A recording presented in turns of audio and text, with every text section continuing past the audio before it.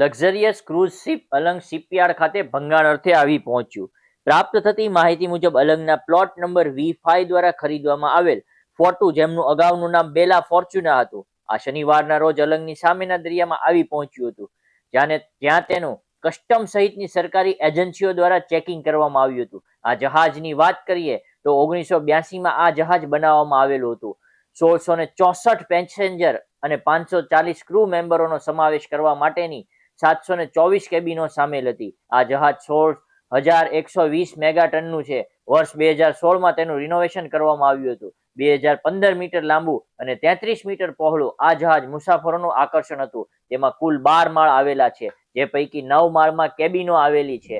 ફોર્ટુ જહાજની અંદર 2 restaurant, 7 lift, 2 gym, spa, beauty salon, swimming pool, basketball, badminton, table tennis, theatre, internet cafe, coffee house, 3 બાર room, સુવિધા, સુવેનિયર, gift માટેના showroom, 2 lounge, video, arcade, kids zone, medical centre, Neptune night club સહિતના આકર્ષણો આ ક્રૂઝની અંદર મોજૂદ હતા.